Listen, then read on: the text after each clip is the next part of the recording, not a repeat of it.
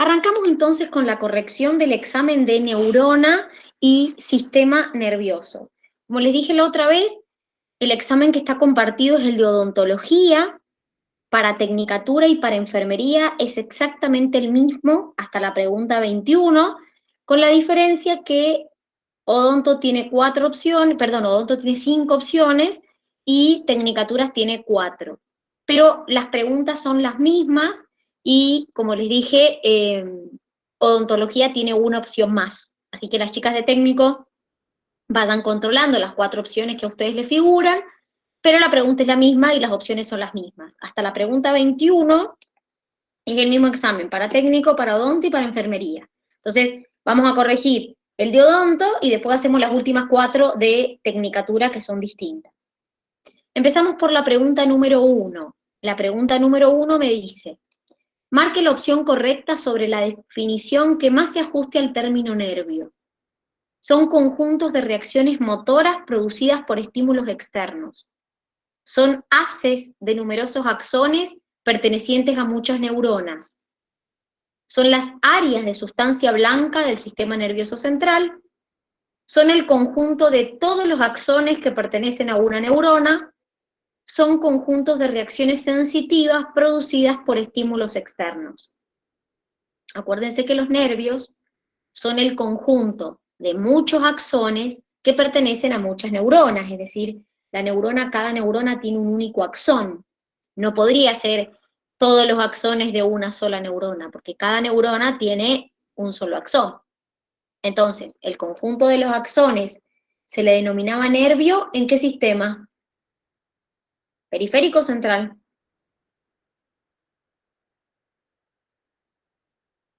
En el periférico.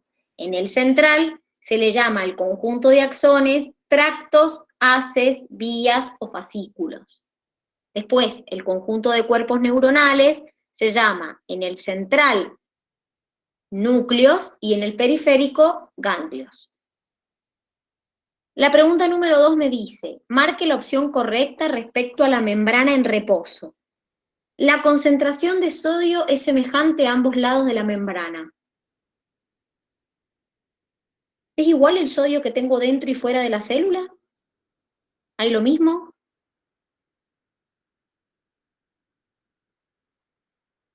No. No. No, profe. ¿A dónde hay más sodio? ¿Afuera o adentro? ¿Adentro? Afuera. Hay 10 veces más sodio afuera que adentro y hay 30 veces más potasio adentro que afuera. Entonces la B me dice, el potencial de reposo negativo se debe a la elevada concentración de cloruros. No, no se debe a la elevada concentración de cloruros, se debe a que tengo más concentración de potasios adentro, esos potasios tienden a salir y cuando salen, adentro quedan compuestos con carga negativa, como por ejemplo proteinatos, que hacen que el potencial de la membrana en reposo sea negativo. El interior es negativo, menos 70 milivolts, con respecto al exterior. La concentración de potasio extracelular es 30 veces mayor que la intracelular, al revés. Tengo 30 veces más potasio intracelular que extracelular. El potasio constantemente está entrando a la célula para contrarrestar el potencial negativo. Si yo les dije que hay más potasio adentro y menos potasio afuera, ¿el potasio va a tender a entrar o a salir? Si hay más potasio adentro. A salir. A salir. Exactamente. Entonces, el potasio está saliendo o tiende a salir y no a entrar. Por eso la E también era correcta. Entonces, en conclusión, tengo 30 veces más potasio intracelular y 10 veces más sodio extracelular. Y el potencial en reposo es negativo menos 70 milivolts. Con respecto a la sinapsis eléctrica, ojo que no es la química, es correcto afirmar que son características de la mayor parte de la sinapsis en los mamíferos. En nosotros, ¿Predominan las sinapsis eléctricas? No, las químicas. Muy bien, predominan las sinapsis químicas. ¿Forman parte de la unión comunicante o gap? Sí, las uniones que unen dos neuronas que se comunican por una sinapsis eléctrica es una unión comunicante o gap. La transmisión entre la neurona presináptica y la membrana posináptica es más rápida y efectiva. Claro, porque no hay liberación de neurotransmisores a una hendidura y después captación por la neurona que sigue, como pasa en una sinapsis química, sino que directamente hay una unión por a través de estas uniones comunicantes y por lo tanto hay un pasaje de iones de una neurona a otra. Entonces, es mucho más rápida la sinapsis eléctrica que la sinapsis química, mucho más rápida. Bien, vamos con la pregunta número 4. Dice, espérenme que ahí se me trabó, ahí está. Las agrupaciones de cuerpos neuronales y prolongaciones nerviosas llevan distinto nombre de acuerdo a su ubicación en el central o en el periférico. En base a ello, marque la opción correcta, es lo que estábamos hablando recién. Las agrupaciones de cuerpo neuronal se llama ganglio en el sistema nervioso central. ¿Qué tiene de incorrecto esto? Que se De que encuentran en el en... periférico. En el periférico, es decir, el conjunto de cuerpos neuronales se le llama ganglio en el periférico. La agrupación de dendritas en el sistema nervioso periférico se llama ventrículo. No, la agrupación de cuerpos neuronales, no de dendritas, en el periférico se le llama ganglio. Los nervios son agrupaciones de axones en el periférico. Los tractos son agrupaciones de axones en el periférico. Ya dijimos recién que el tracto, vía, haz o fascículo son agrupaciones de axones, pero en el sistema nervioso central. Por lo tanto, la correcta era la C. Vamos con la 5. Con respecto a las células gliales, indique la opción correcta. Me pregunta por las células de la glía. Astrocitos, neuronas del sistema nervioso central que producen la vaina de mielina.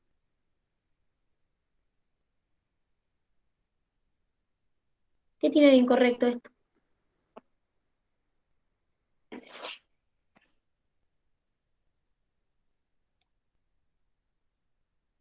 ¿Los gastrocitos son neuronas?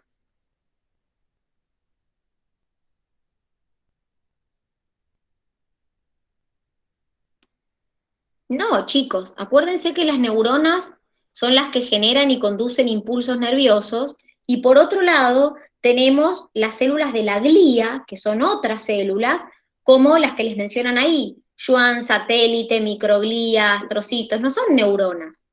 Y no solamente que no son neuronas, que ya está mal, sino que el astrocito no sintetiza la vaina de mielina.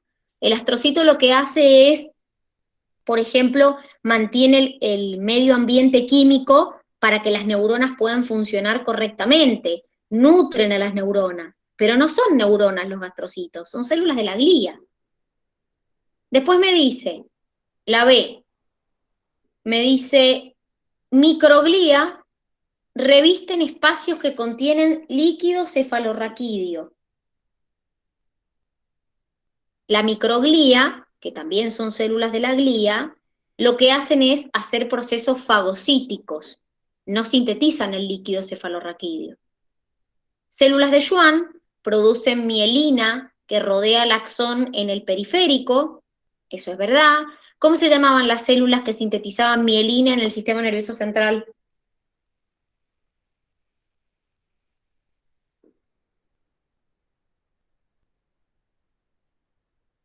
Oligodendroglía. Células satélites mantienen el ambiente químico para la acción neuronal en el sistema nervioso central. No, las células satélites se encuentran en el periférico, no en el sistema nervioso central, y además hacen función de sostén. Vamos con la 6. Marque la opción correcta respecto a las membranas neuronales en reposo. Es altamente permeable a los iones orgánicos como los proteinatos cargados negativamente. Acuérdense, chicos, que en el interior de la neurona tengo mayor cantidad de potasio y las cargas negativas están dadas por compuestos orgánicos cargados negativamente, como por ejemplo los proteinatos. Pero la membrana no es permeable a estos compuestos, no es permeable a ninguna partícula que tenga carga la membrana. O sea, primero eso, y segundo que los proteinatos son compuestos más grandes que tampoco podrían atravesar la membrana. De hecho, cuando el potasio empieza a salir, porque tiende a salir, como dijimos recién, estos proteinatos quedan en el interior y por eso el interior de la membrana es negativo. Es relativamente permeable al potasio, los canales pasivos de potasio están abiertos, pero este no sale ya que es retenido en el interior. Y ahí está un poco lo que yo les decía. La membrana es verdad que es relativamente permeable al potasio. Como el potasio tiende a salir, porque los canales están abiertos, como en el interior empieza a haber una acumulación de cargas negativas, lo negativo atrae lo positivo. Entonces, no deja de salir, diríamos, porque o es retenido en el interior debido a que estas cargas negativas lo atraen. Los canales pasivos y activos de sodio están constantemente abiertos y se cierran cuando la célula es activada. Acuérdense que los canales de sodio, la mayoría están cerrados porque la célula tiene muy poca permeabilidad al sodio. Es totalmente impermeable al potasio en todo momento, tanto en reposo como en acción. Podríamos decir que es relativamente permeable al potasio. Es totalmente impermeable al sodio en todo momento, tanto en reposo como en acción. No, no es totalmente impermeable porque el sodio puede pasar, pero es menos permeable al sodio que al potasio. ¿Por qué? Porque tienden a estar más abiertos los canales de potasio que los de sodio. Entonces no es totalmente impermeable ni a uno ni al otro, pero la membrana, si comparo la permeabilidad del potasio con la permeabilidad del sodio, es más permeable al potasio que al sodio. Eso sí, pero no es impermeable a ninguno de los dos. Vamos con la que sigue. Profe, Vamos con la... una Dime, pregunta. la que quieras. ¿Cómo hace el potasio para entrar a a la célula? Porque si la membrana es negativa y el potasio es negativo, se rechazarían, ¿o no? Porque entra por canales. Acordate que tanto la entrada como la salida de iones, como las partículas con cargas, no pueden atravesar libremente la membrana por los fosfolípidos, lo hacen por medio de canales. Entonces vos tenés canales de sodio y canales de potasio, de los dos. Tenés canales que dependen de un potencial, que son los que se abren y se cierran cuando vieron ustedes el impulso nervioso, y tenés otros canales que siempre están abiertos. Por ejemplo, vos tenés canales de potasio que siempre están abiertos, por eso el potasio tiende a salir, porque siempre están abiertos. Entonces el potasio, como hay más adentro que afuera, el potasio tiende a salir porque esos canales siempre están abiertos. Si el canal está cerrado, los iones no pueden salir, ni tampoco entrar. Entonces, siempre los iones entran y salen por canales. No pueden atravesar la membrana libremente porque son partículas con carga. Listo, gracias. De nada. ¿Cuál de las siguientes células de la glía parecería estar relacionada con la migración de células durante el desarrollo encefálico? Estos son los astrocitos, eso sale tal cual en su teoría. Los oligodendrocitos sintetizan mielina, las células satélites dan sostén, las neuronas ni siquiera son células de la glía, o sea, es una opción totalmente de más, es un tipo de neurona, no es una célula de la glía. Y microcitos en realidad está relacionado con el tamaño, porque en realidad podríamos decir microglía, y la microglía lo que hace es cumplir funciones fagocíticas. ¿Sí? Pero acá la opción C, por ejemplo, está totalmente mal, porque ni siquiera es una célula de la glía, es una neurona, es un tipo de neurona. Con respecto a las características del tejido nervioso, ¿cuál de las siguientes aseveraciones es correcta? Las neuronas son el sistema de sostén del sistema nervioso. Acuérdense, chicos, que la neurona genera y conduce impulsos nerviosos. Quienes son sostén son las células de la glía, no las neuronas. La vaina de mielina es el factor que determina un aumento en la velocidad del impulso nervioso, conducción saltatoria. Esto es correcto.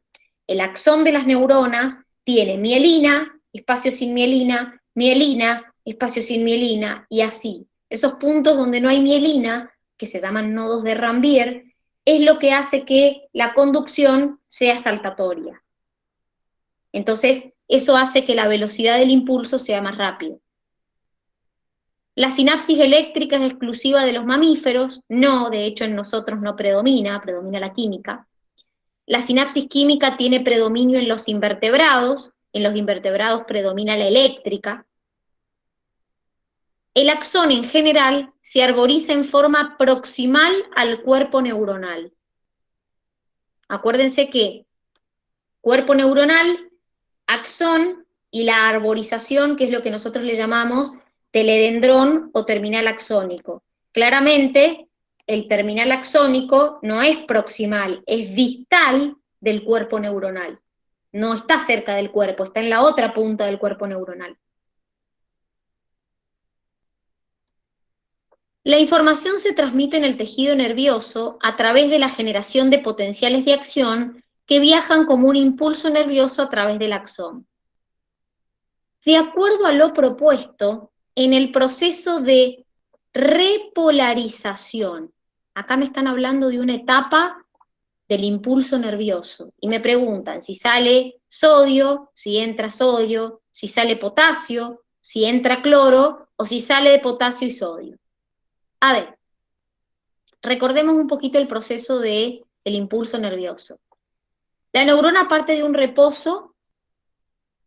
En ese valor, si yo le mido el potencial a la neurona, me da menos 70 milivolts. Bueno, ¿qué pasa a partir de ahí? Se despolariza mi neurona por un estímulo, ese estímulo tiene que superar el umbral. Entonces, si supera el umbral, se produce una despolarización. ¿Qué pasa en esa despolarización? ¿Qué canales se abrían?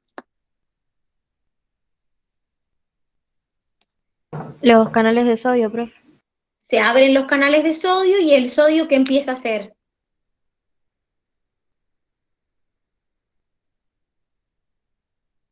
Ingresan a la célula. Muy bien.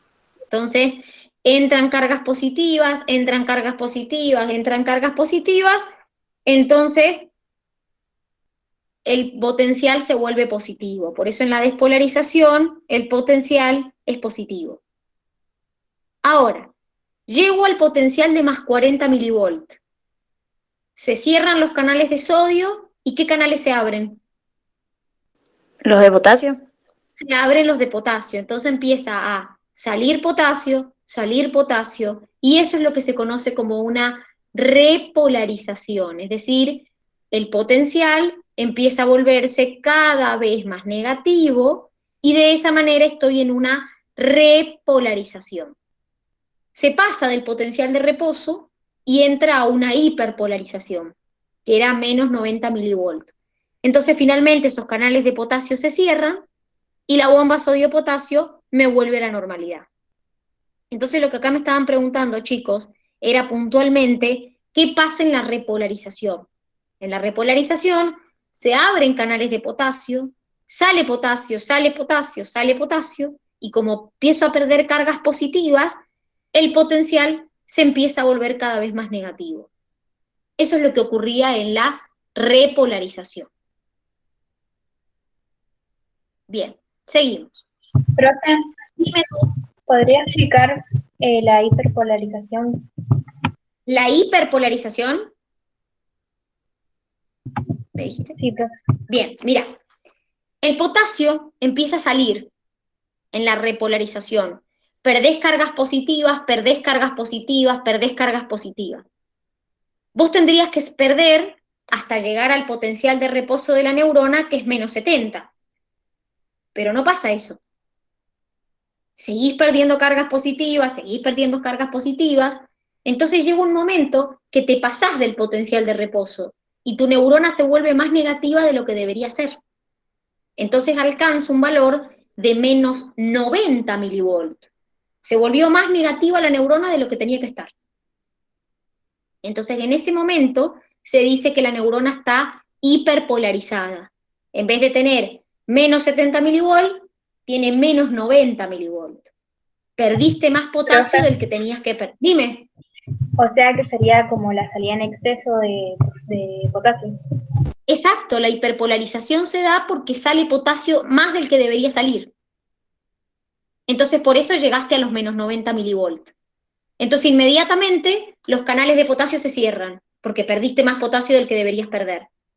Entonces se cierran, pero vos quedaste en menos 90 y tu neurona tiene que volver al reposo de menos 70. Entonces, ¿qué pasa? La bomba sodio-potasio vuelve otra vez tu potencial a la normalidad. Porque ¿qué hacía la bomba sodio-potasio? ¿Qué sacaba y qué metía? Sacaba potasio y entraba sodio. Entonces, justamente, si vos lo que haces es, yo te dije que perdí potasio, la bomba sodio-potasio, ¿qué te hace? Te mete potasio. Entonces, vos llegaste a los menos 90, cerrás los canales de potasio, ¿y quién te vuelve a la normalidad? La bomba. ¿Qué hace la bomba? Saca sodio, mete potasio. Saca sodio, mete potasio. Entonces empieza otra vez a meterte potasio y vos volvés a la normalidad. Volvés justamente a ese valor que deberías estar, que es de menos 70 milivolts. Entonces siempre es, como les dije, por etapas. Vos tenés una despolarización, una repolarización, una hiperpolarización y recién volvés al reposo. Entonces, en la despolarización se abren canales de sodio, te entra sodio, tu potencial se vuelve positivo. En la repolarización se cierran los de sodio y se abren de potasio. Entonces vos perdés potasio, tu potencial se va volviendo cada vez más negativo. Pero se pasa.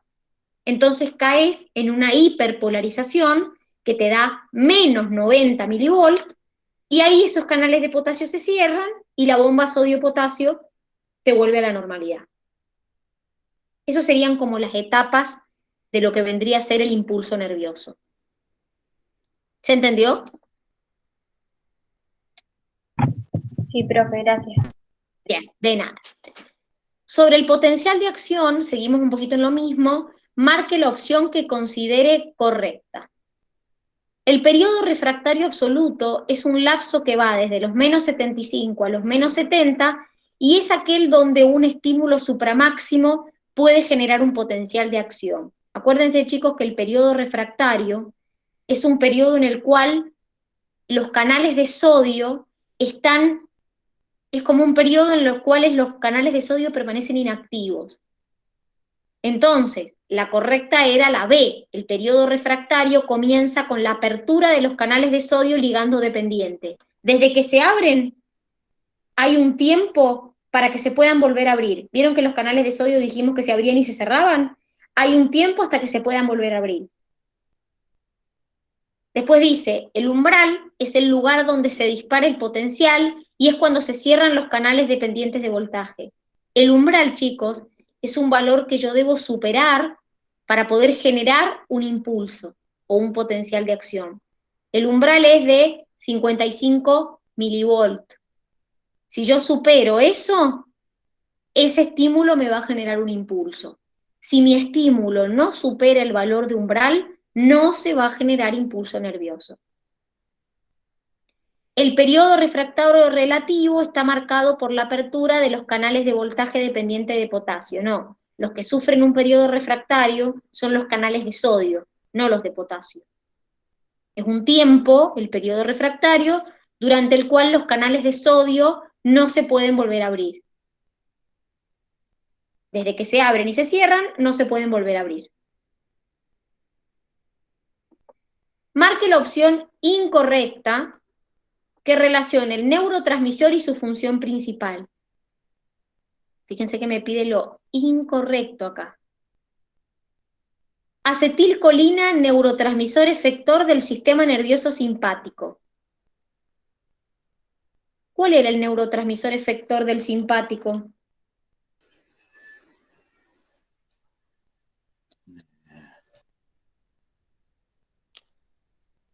Acuérdense lo que liberaba la neurona postganglionar del sistema nervioso simpático. A ver, la neurona pre- y postganglionar del parasimpático liberaban acetilcolina. En el simpático, la preganglionar liberaba acetilcolina y la postganglionar liberaba noradrenalina. Entonces, el efector del simpático es la noradrenalina, no la acetilcolina. Glicina, inhibitorio de la médula, sustancia P, relacionado con las vías del dolor, serotonina, relacionado con la regulación de los ritmos circadianos, histamina, neuromodulador relacionado con el comportamiento sexual, umbral del dolor. El prosencéfalo basal es la fuente principal de un neurotransmisor vital para los procesos que ocurren en otras partes del circuito, en particular con la amígdala y el hipocampo.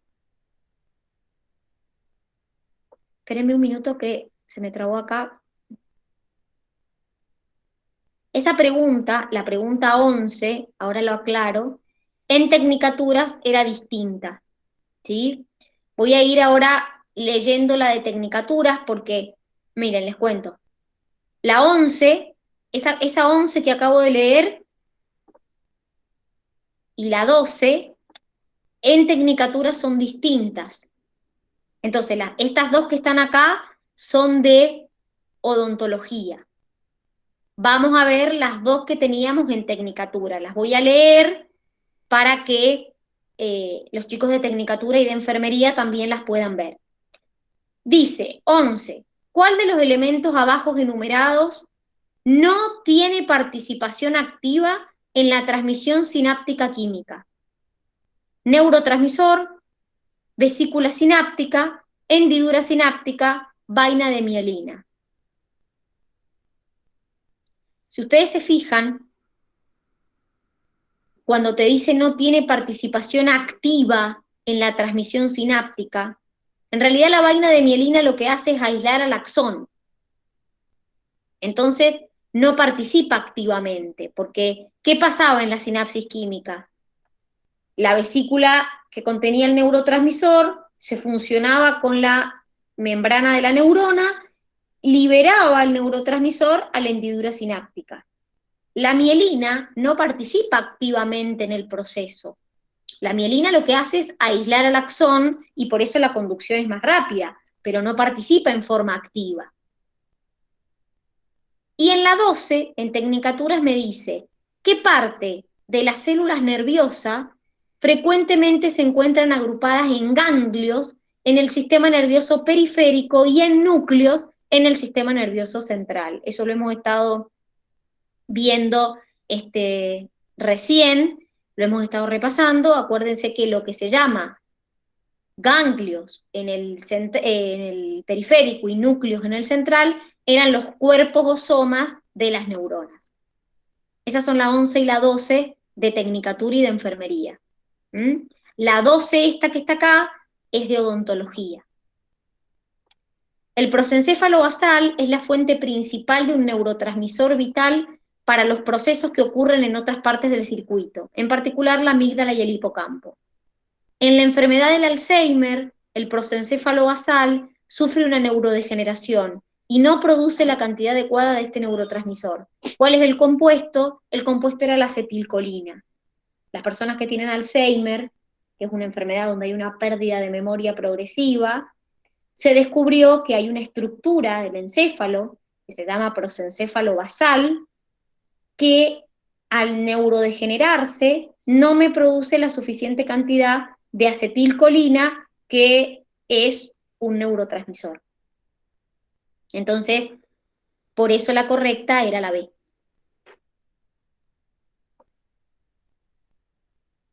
Vamos con la pregunta número 13. La 13 es igual para las dos, para técnico, para odonto y para enfermería.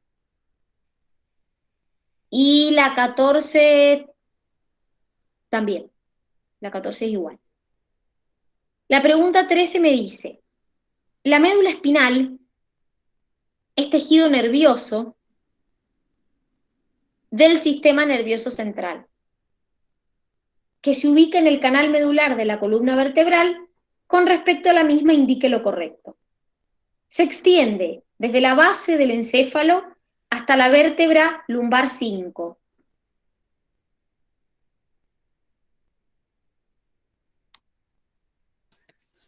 Es incorrecto, El bulbo profe. raquídeo hasta la vértebra 4, ¿no era? Hasta la lumbar 12 es. Muy bien, desde la base del encéfalo hasta la vértebra lumbar 2. La sustancia blanca está formado por tractos o vías que solo llevan información al cerebro. No, la sustancia blanca, chicos, tiene tractos que llevan información hacia el cerebro y tractos que bajan información del cerebro. Es decir, tractos ascendentes y tractos descendentes. ¿Y la sustancia blanca en la médula era interna o externa?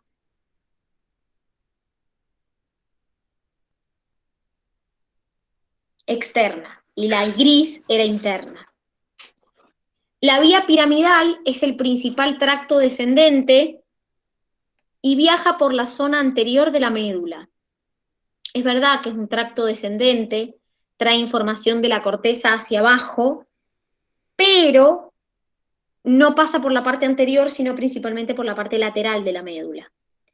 Y la E, que está en odonto, me dice, los nervios que salen de la médula forman 12 pares. ¿Cuántos eran los nervios raquídeos que salían de la médula?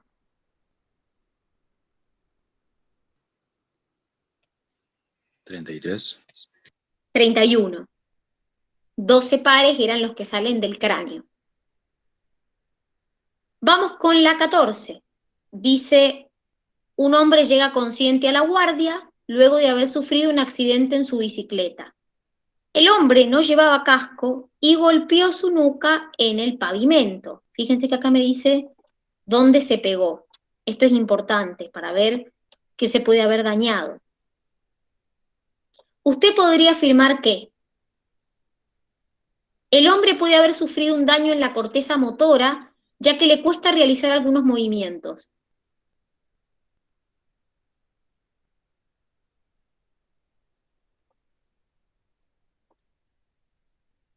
¿Dónde estaba la corteza motora?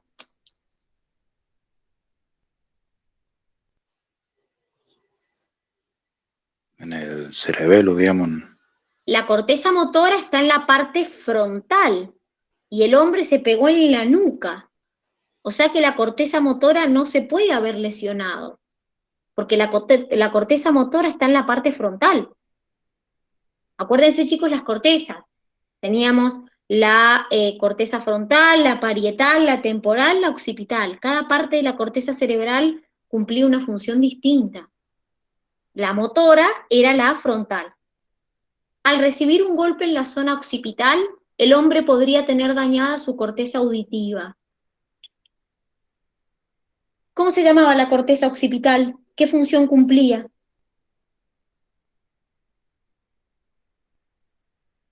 La visual, chicos, se encargaba de la visión. La corteza auditiva no está en la parte occipital. Cuando le piden al hombre que llene un formulario, el hombre manifiesta temblores al escribir, por lo que podría tener afectado su cerebelo. Eso es correcto, porque el cerebelo participaba en la coordinación de los movimientos finos. Entonces, escribir es un movimiento fino, por lo tanto, podría tener lesionado el cerebelo. Al ingresar a la guardia, el hombre empieza a manifestar alteraciones en su temperatura corporal, por lo que podría tener afectado el bulbo raquídeo, ya que el mismo se encuentra en la zona cercana al golpe. ¿Quién regulaba la temperatura corporal?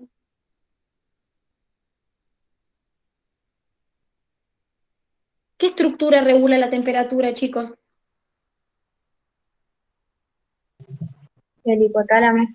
Muy bien, y acá me está diciendo que se podría haber lesionado el bulbo y por eso tiene alteraciones en la temperatura corporal. El bulbo raquídeo no regula la temperatura corporal. El hipotálamo regula la temperatura corporal. ¿Se acuerdan qué función cumplía el bulbo? ¿El bulbo raquídeo qué función cumplía?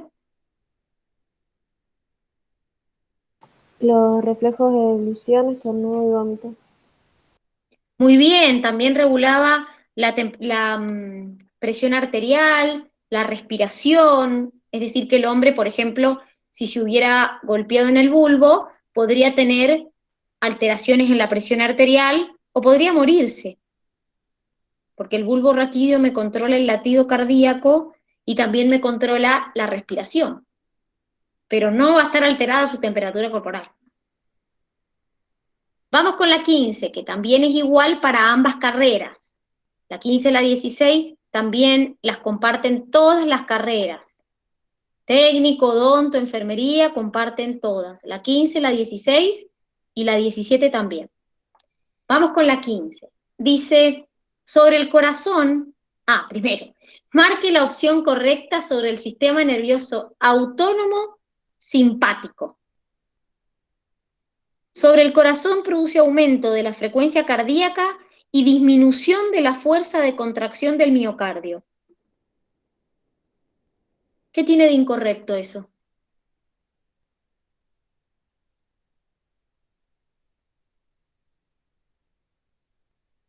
Es verdad que aumenta la frecuencia cardíaca, chicos, pero no me disminuye la frecuencia o la fuerza, mejor dicho, de contracción del miocardio, sino que me la aumenta. Produce dilatación de las pupilas, lo que disminuye el estímulo a los fotorreceptores de las retinas.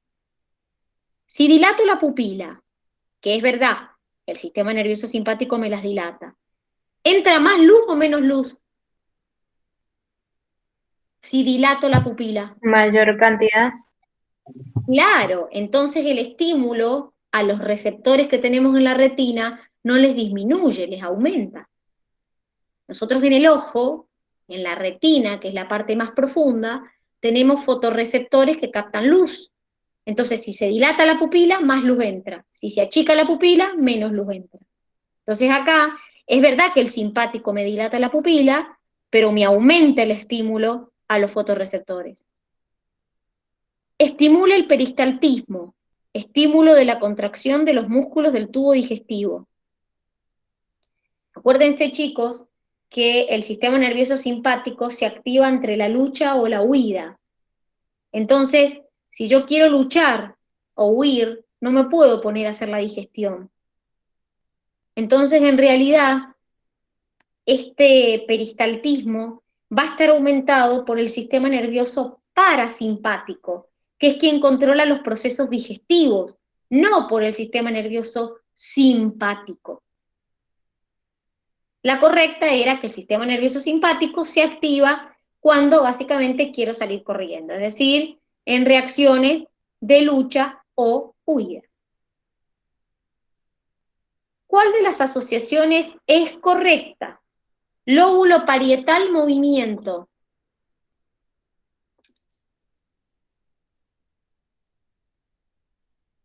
¿Qué corteza se encargaba del movimiento, chicos?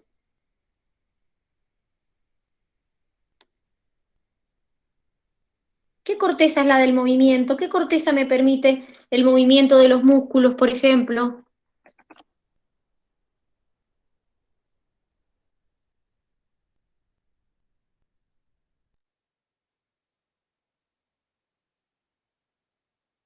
La corteza frontal, profe. Muy bien, perfecto, muy bien. Esa es la corteza motora. Lóbulo occipital visión, lo acabamos de decir, es el que está acá, se encarga de procesar la visión. Lóbulo de la ínsula, el habla. No sé si saben lo que es el lóbulo de la ínsula. El lóbulo de la ínsula es una estructura que se encuentra en la base de la cisura central y está como en el medio de distintas cortezas. No es ni la corteza motora, ni la somatosensorial, ni la visual, ni la auditiva. Está debajo de la cisura central, entonces es como que está en el medio de todas las cortezas. Lóbulo frontal oído, ya me dijeron ustedes que el lóbulo frontal es donde está la corteza motora y como tal se encarga del movimiento, ¿sí? Entonces, en este caso, en este punto, teníamos que encontrar, esto es muy importante que lo sepan, chicos, siempre tienen que saber cada área de la corteza qué función cumple. Si procesa información de la visión, de la audición, si procesa o si me permite los movimientos, si recibe información de los sentidos. Siempre lo tienen que saber. Vamos con la 16. Este era un regalito. Indique el orden correcto de las meninges desde afuera hacia adentro. Acuérdense que las meninges, chicas, están en debajo de los huesos, del cráneo y de las vértebras, y esas meninges son una protección para nosotros. Y las 3 capas eran dura madre, la más externa, aracnoides, la del medio, y pía madre, la más interna. Esperen que ahí les corro más abajo, así lo ven. Durac madre, aracnoide y pía madre. En el medio, entre el aracnoides y la pía madre, hay un espacio que se llama espacio subaracnoideo, que ¿qué había ahí? ¿Cómo se llamaba el líquido? Líquido cefalorraquídeo. Muy bien, perfecto, muy bien. Vamos con la 18. Dice, esta también es igual para las 3 carreras. Muchas de las haces de fibras nerviosas se cruzan en su recorrido por el sistema nervioso. Las fibras sensitivas pasan desde el lado derecho del cuerpo hacia el hemisferio cerebral izquierdo y a su vez este hemisferio inerva los músculos del lado derecho. El mismo cruce se produce entre las fibras sensitivas desde el lado izquierdo y las fibras motoras que salen del hemisferio derecho. Este entrecruzamiento es una de las principales características de la organización del sistema nervioso en los vertebrados. ¿En qué porción del sistema nervioso se producía este entrecruzamiento? Ese entrecruzamiento se daba en una estructura que estuvimos hablando recién, que es justamente el bulbo raquídeo. El bulbo raquídeo es esa estructura donde se cruzan las fibras a ambos lados y es lo que permite que el hemisferio izquierdo controle la parte derecha del cuerpo y viceversa, justamente porque las fibras están cruzadas. Vamos con la 19, también es igual para las 2 carreras, y la 20 también es igual, o sea, para las 3 carreras, 19, 20 y 21 son iguales. Hasta la 21 son las 3 iguales. Vamos con la 19. Dice, marque la opción correcta sobre el sistema nervioso autónomo. La respuesta del sistema nervioso simpático favorece funciones que conservan y restauran la energía corporal durante los periodos de reposición y digestión.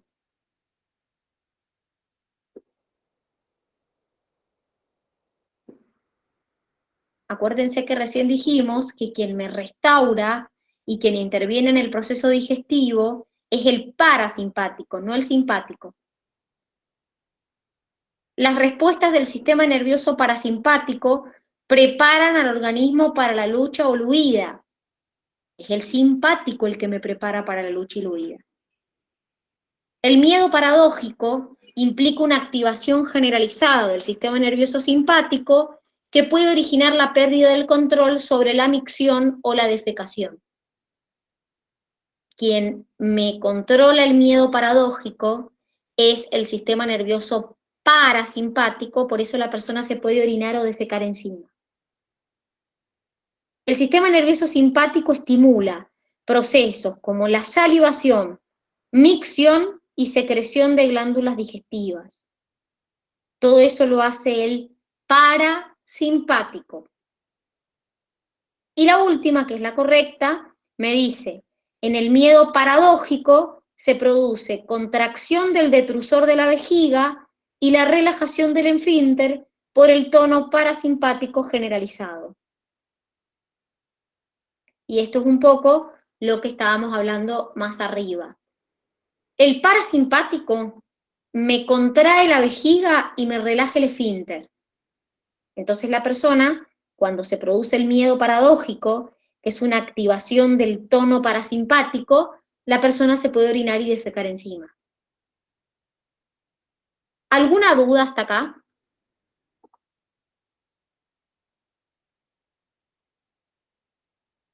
Vamos con la 20. Dice, sabemos que el embrión, el prosencéfalo se divide en diencéfalo y telencéfalo. El diencéfalo es un centro coordinador fundamental del encéfalo, de acuerdo a las estructuras que derivan de él, marque la opción incorrecta. El tálamo está formada por dos masas de ovoide gris y constituye el principal centro de comunicación entre el tronco y los centros del cerebro superior, clasificando información sensorial. Es correcto. Es decir, el tálamo está formado por dos masas de ovoide gris, fíjense que acá me pide lo incorrecto. Se encuentra formado por dos masas de ovoide gris, comunica el tronco con los centros superiores del cerebro y recibe información de los sentidos. De hecho, me aclaro un poco más la B. El tálamo procesa información de todos los sentidos, excepto el olfato, e interviene en la regulación de las emociones y el estado de alerta. El hipotálamo es uno de los centros de regulación homeostática más importantes del encéfalo. Sus núcleos coordinan las actividades asociadas con el comportamiento instintivo, sexo, hambre, sed, placer, la motivación y la expresión de los estados emocionales. Todo eso es correcto. La D me dice, la glándula pineal se ubica dorsal al tálamo y produce la hormona estimulante de los melanocitos, recibiendo información desde el núcleo supraquiasmático a través de la división simpática.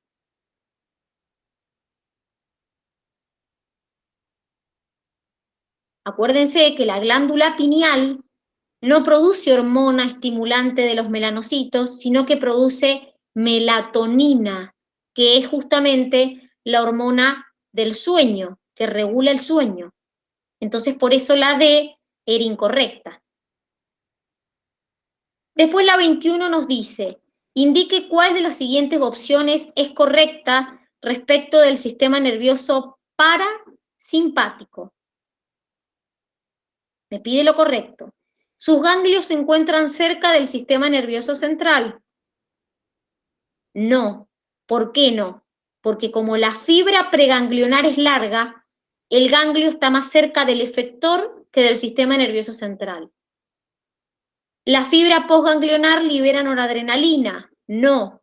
En el parasimpático, tanto la pre como la postganglionar liberan acetilcolina. Y la última tiene una distribución toracolumbar, dice, y no, en realidad las fibras salen de la región sacra y de la región craneana de la médula. Entonces la correcta es la B. Tiene fibras preganglionar largas, fibras postganglionar cortas.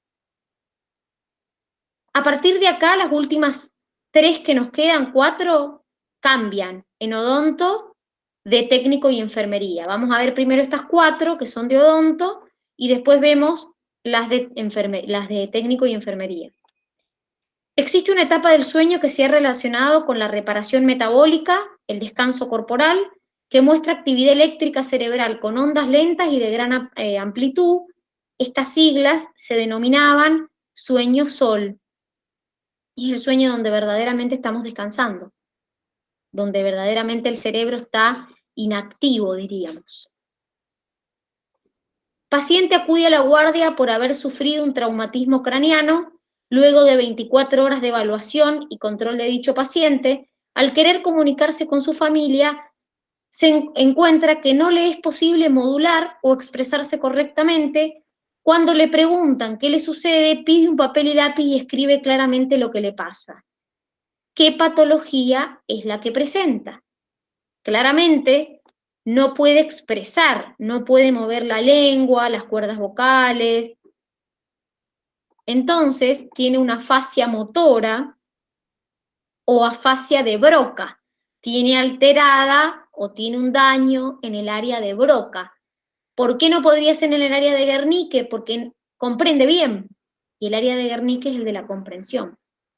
Entonces, por eso es una afasia motora o afasia de Broca. Vamos con la 24. Nos dice, Antonio es un albañil de 45 años que como todos los días salió a trabajar un lunes de agosto. Ese día en la obra donde trabaja se llenaban las losas del edificio, por eso Antonio estaba subido al techo. Bueno, se cae, lo llevan al hospital central, presenta politraumatismos y el más importante es que se pegó en el encéfalo craneano. Se realizan todos los estudios correspondientes, se mantiene al paciente internado. El hombre es acompañado por su familia, a quien reconoce sin inconvenientes, pero Antonio es incapaz de reconocer a los profesionales que le han estado asistiendo desde que llegó. Marque lo correcto. El paciente presenta una amnesia retrógrada, ha perdido la memoria a corto plazo. Acuérdense que la amnesia retrógrada sería que no recuerda los hechos pasados, y él recuerda a su familia. Así que no puede ser. Presenta un estado de shock, se encuentra confuso. Podría ser, pero no reconocería ni a su familia. El paciente presenta un cuadro de amnesia anterógrada, probablemente por la lesión en la corteza prefrontal. Cuando uno tiene una amnesia anterógrada, lo que generalmente se lesiona es el hipocampo. Acuérdense que la amnesia anterógrada es la incapacidad de formar nuevas memorias. Recuerda lo pasado, pero no puede formar nuevas memorias. Entonces, por eso la correcta era la E. La D me dice, el paciente presenta una amnesia debido a la lesión de neuronas colinérgicas del prosencéfalo basal. ¿Qué enfermedad sería esta? Si tiene una degeneración de las neuronas colinérgicas del prosencéfalo basal, lo vimos recién. Alzheimer. Muy bien, tendría Alzheimer. Muy bien. Y la última me dice, de acuerdo a la evolución del sistema nervioso, es correcto afirmar todo lo siguiente excepto. La planaria tiene una cefalización rudimentaria, con 2 cordones nerviosos y 2 ganglios anteriores. Los anélidos presentan los 2 cordones nerviosos fusionados en la zona ventral. Los vertebrados presentan un sistema nervioso más desarrollado, ubicado en la zona ventral. Los artrópodos tienen un cordón nervioso ventral doble y pueden tener ganglios nerviosos en la región cefálica. Los nidarios forman una red difusa de neuronas en todo el cuerpo. Claramente, es verdad que los vertebrados tenemos un sistema nervioso más desarrollado, pero ¿en qué posición está ubicado?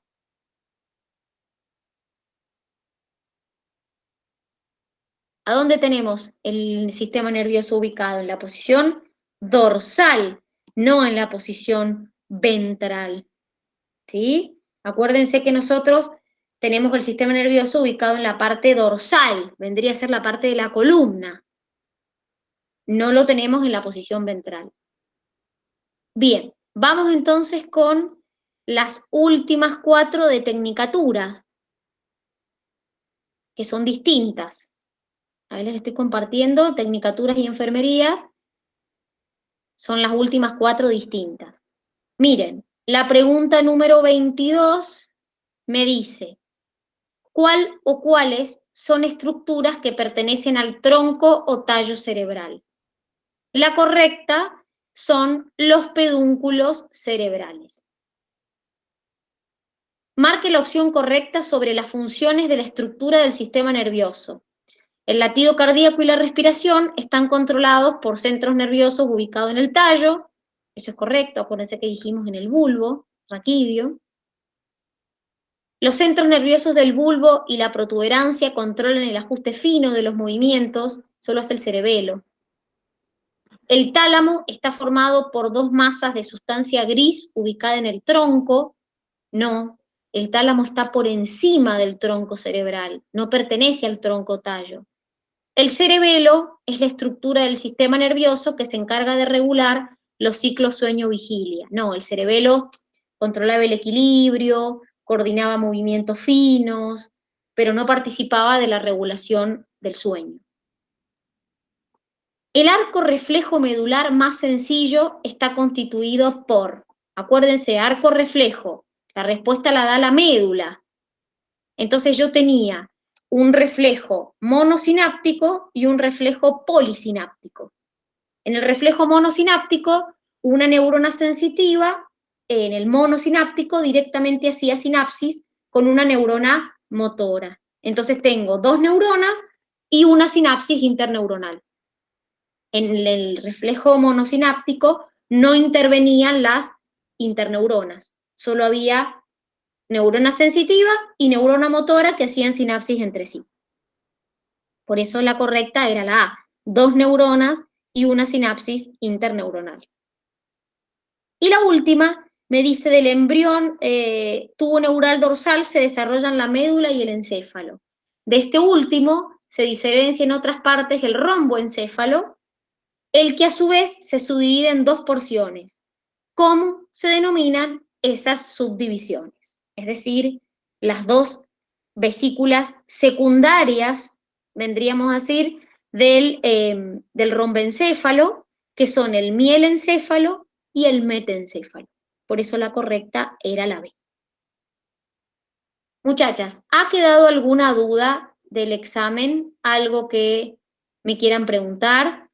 ¿Algo que no se haya entendido?